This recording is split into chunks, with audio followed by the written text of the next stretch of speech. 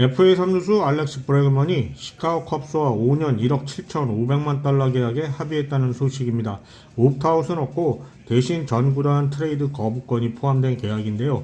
32살 브래그먼에게는 5년 동안 연평균 3,500만 달러가 보장되는 상당히 좋은 계약으로 보입니다. 이 계약을 보면서 가장 먼저 떠오르는 이름은 역시 스캇 보라스인데요.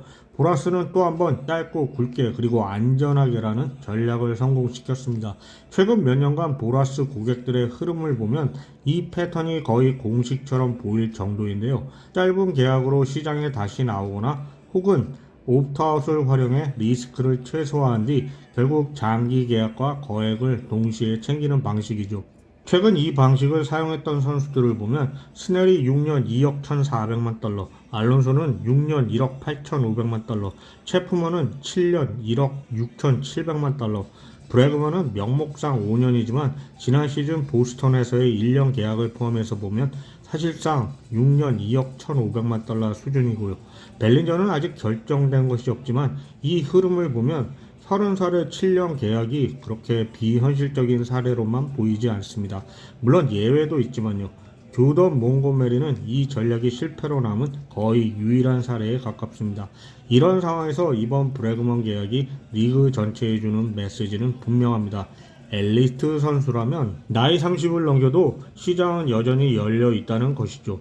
그리고 보라스를 믿으면 최소한 선수 쪽에서는 손해를 안 본다는 인식이 더 강해졌고요. 개인적으로는 이 계약이 오버페이라고 생각합니다. 32살이 되는 브래그먼의 2025 시즌 월별 OPS를 보면 3, 4월에 0.985, 5월에 0.857, 7월에 0.848, 8월에 0.735, 9월, 10월에는 0.640으로 시즌 하반기로 가면서 성적이 떨어졌는데요. 바로 이 부분에서 과연 브래그먼이 플레이오프에서 제 역량을 발휘할 수 있을지 좀 의문이 듭니다. 이제 시선을 보스턴으로 돌려보죠. 이번 오프시즌, 아니 정확히 말하면 지난 1년을 돌아보면 보스턴은 정말 이해하기 어려운 선택들의 연속이었는데요.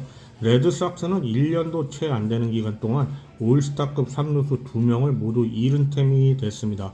프랜차이즈 스타이자 최장수 선수였던 데버스의 관계를 스스로 망가뜨렸고 그 과정에서 알렉스 브래그먼을 3루에 세우겠다는 명분이 등장했었는데 결과적으로는 브래그먼도 7개월 만에 놓쳤습니다. 데버스는 떠났고 브래그먼은 FA로 나갔고 이제 팀에는 아무도 남지 않게 됐습니다. 데버스 이야기는 잠시 제쳐두더라도 순수하게 비즈니스 관점에서 봤을 때 이 선택은 좋지 않았다는 것입니다. 드래프트 보상픽 하나를 잃었고 약 4천만 달러를 쓰면서 단 1년짜리 티저 시즌에 브래그먼을 본 셈이니까요. 또 그 1년이 팀을 월드시리즈 컨텐더로 끌어올렸느냐고 묻는다면 대답은 명확하죠. 아닙니다. 그런데도 프론트와 구단주 그룹은 우리는 계획이 있다. 지속 가능한 경쟁을 추구한다는 말만 반복해왔습니다. 하지만 지금 로스터를 보면 라인업은 오히려 작년보다 나빠졌고 여전히 믿을만한 2선발 투수는 없습니다. 한때 브레슬로가 이 팀을 바꿀 인물이라고 믿었던 팬들도 많았었는데요. 하지만 지금까지 나온 결과만 놓고 보면 그동안의 모든 발언과 인터뷰는 공허한 말에 가까웠다고 밖에 할 수 없습니다. 그리고 오늘 브래그먼의 시카고행이 확정되면서 나오는 이야기가 보비셋에게 눈을 돌린다는 건데 브래그먼을 잡지 못하고 이번 오프시즌 MLB 전체에서 유일하게 단 한 명의 FA와도 계약하지 않은 보스턴이 보비셋을 영입할 거란 상상 자체가 되지 않는다는 것입니다.